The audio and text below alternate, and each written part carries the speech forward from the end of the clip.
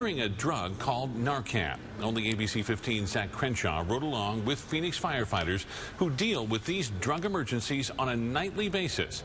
And Zach, the danger doesn't discriminate.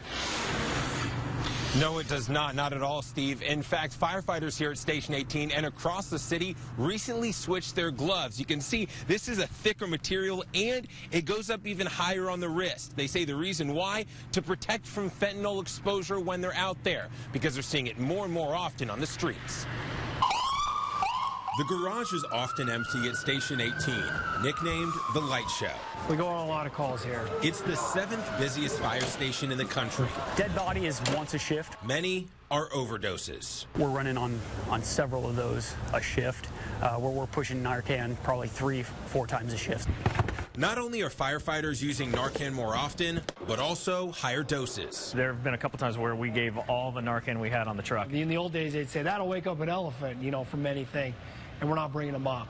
So that tells us now the potency and the amount that they're taking are just off the charts astronomical. The potency is the fentanyl, a synthetic opioid 100 times stronger than morphine. We've seen our fentanyl deaths double each year since 2016. It's the 4th deadliest drug in Arizona and found in 29% of all overdoses last year. Who's overdosing? Everybody.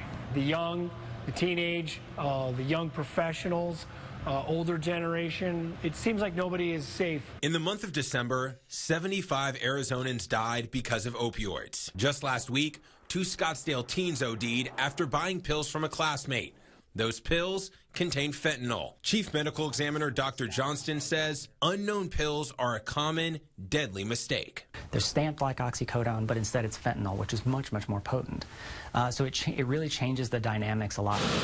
One thing that's not changing, the hectic pace of Station 18, working to combat a crisis that has no end in sight.